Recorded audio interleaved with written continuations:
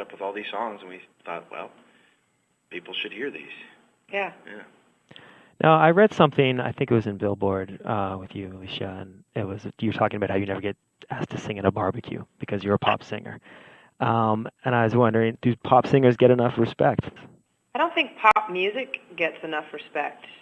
I think that if you think about what pop music is, well, I mean, and for good reason, too, a lot of the time. Popular music is anything from the Beatles.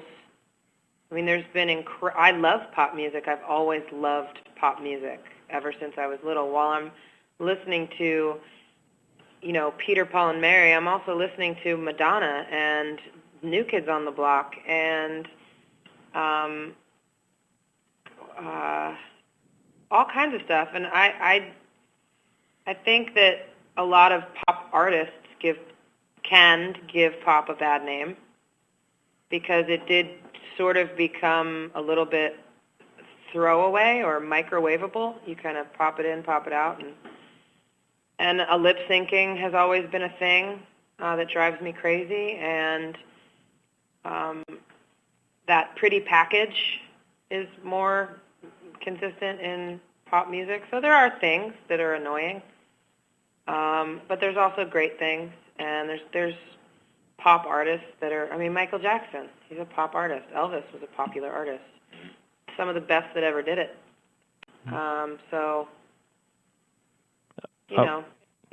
You get used to it, I guess, after a while. I got used to it after putting out my 5th album and people still going, wow, you can sing. I'm like, well, what the hell do you think I've been doing for the last 15 fucking years? I think the only people who are surprised are the people who have not either celebrated all of Alicia's music or the people who have just seen her play on an award show or just seen a music video. Because if you do go see her or you listen to her records, she always does moments in the show where it's just her and a piano or just her and the guitar player, and she always sings live, and it's always, for me anyways too, like as a fan of her music and just knowing of her for how long her career has been, I've always thought she stood out because of her voice, Now a record like this, it's more stripped down. It's acoustic. It's like it's like a City and Color record as well. Is it a way to kind of maybe be like, see, look at this, take this, like I can sing, or to get that respect that they so rightly deserve? No, there's no. I gave up trying to get respect a long time ago, especially when I take my clothes off for a living. No, we did this because we wanted to. There was no end game. There never was going to be a record. There never was going to be a, see, look what we can do. It was just, I wanted to hang out with my friend and sing with him. And how rad that we ended up with this body of work so quickly and so organically and magically and easily. And that's all it ever was. There was no plan. The record companies didn't even know that it was happening. No one did. We didn't even know it was happening until it was happening. Yeah. Yeah. Like, especially up here, a lot of people were surprised too, and I think Dallas, because there's this impression that it's hard for a Canadian artist to break into the U.S. and it's something that you've been able to do. Yeah, that's a real thing. It is a real thing. Like, you've been able to manage it. It's not. It's not exaggerated, or? I haven't. I'm pretty.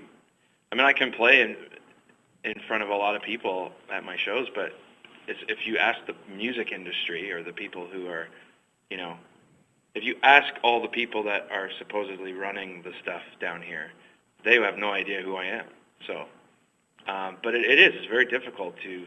Says the guy who sells out the Greek theater. Yeah, but that's because it's not because people talk about me, or it's because kids find, Yeah. That's all. So it is very difficult to make it, into the mainstream, I guess, as a Canadian independent artist. It's hard for an American pop star to make it into the mainstream. I know. Yeah, that's what I'm saying. So if you knew Alicia the way I know her, which I know nobody does, but you just take the fact that we both sing and we both write songs, makes perfect sense, because we all have these all-encompassing personas. It's surprising to people because of that, Well, I've always had this like strange theory that for when Canadian artists make it big elsewhere, Americans sometimes don't think they're Canadian. I think of like Fucked Up, who've had a great year, and you tell Yeah. somebody they're from Toronto, they're like, "Oh, I thought they're from Chicago." How about Neil Young? How Yeah, about how many people don't yeah, realize he's Neil Young? Canadian. Is it a thing to like be like, all right, I'm not gonna play up my Canadianism too much. I'm gonna just lay back, and if people find out, they find out. But if they think I'm American, that's okay. I mean, it's just definitely a weird thing. Like, I mean, I'm pretty proud to be Canadian, and I you know, I talk like it, I sound like it, I am. Yeah, you take her out for a rip I there, take her bud. right out for a rip. But yeah, that definitely exists, and it's okay.